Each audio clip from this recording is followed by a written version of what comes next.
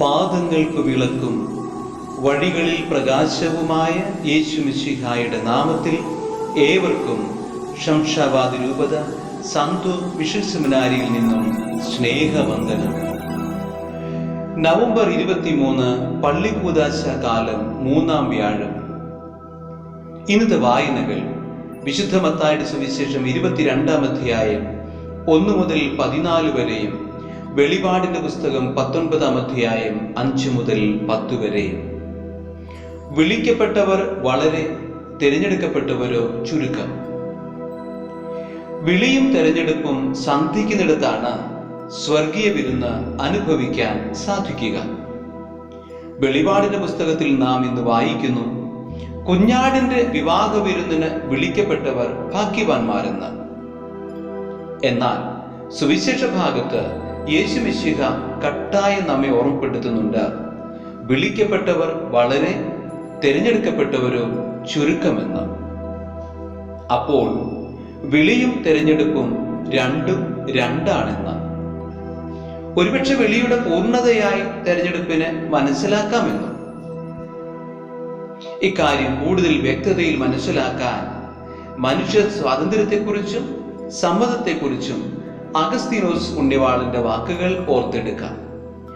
നിന്നെ കൂടാതെ നിന്നെ സൃഷ്ടിച്ച ദൈവത്തിന് നിന്നെ കൂടാതെ നിന്നെ രക്ഷിക്കാനാവില്ലെന്ന്.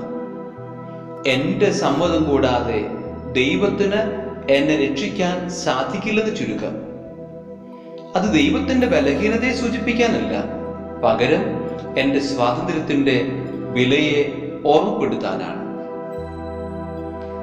സ്വർഗീയ വിരുന്നിലേക്കുള്ള വിളി ദൈവത്തിന്റെ അനന്ത കാരുണ്യത്തിന്റെ പ്രകാശനമാണെങ്കിൽ ആ കാരുണ്യത്തോട് നാം ആമേൻ പറയുമ്പോഴാണ് തെരഞ്ഞെടുപ്പ് പൂർണ്ണമാകുന്നത്, സ്വർഗീയ വിരുന്നിന് നാം അർഹരാകുന്നത്, അല്ലെങ്കിൽ ആ വിരുന്ന് നമുക്ക് ആസ്വദിക്കാൻ സാധിക്കുന്നത്.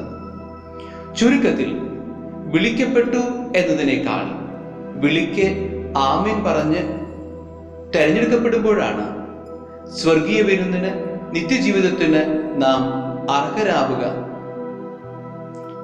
തമ്പുരാന്റെ വിശുദ്ധയാഗത്തിൽ പങ്കാളികളാകുന്ന നമുക്ക് ഈ സ്വർഗീയ വിരുന്നിൽ വിളിക്കപ്പെട്ടതിൽ അഭിമാനം കൊണ്ട് സംതൃപ്തി അടയാതെ അവിടുന്ന് തന്നെ തിരുശരീര രക്തങ്ങളിൽ നമുക്ക് പകർന്നു തരുമ്പോൾ യോഗ്യതയോടെ അവിടുത്തെ സ്വീകരിക്കാൻ നമ്മെ തന്നെ സജ്ജമാക്കാം. അങ്ങനെ തമ്പുരാന്റെ സ്നേഹപൂർവമുള്ള വിളിക്ക് യോജിച്ച വിധം പ്രത്യുത്തരിക്കാനുള്ള കൃപയ്ക്കായി നമുക്ക് പ്രാർത്ഥിക്കാം.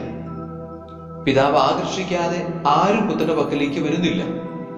എന്നാൽ പുത്രന് നമ്മെ തന്നെ സമർപ്പിച്ച് ആ പുത്രന്റെ കരുണയും പുത്രൻ പകർന്നു തരുന്ന പാപക്ഷമയും രക്ഷയും അനുഭവിക്കാൻ ദൈവം നമ്മെ ഓരോരുത്തരെയും സമൃദ്ധമായി അനുഗ്രഹിക്കട്ടെ. ആമേൻ.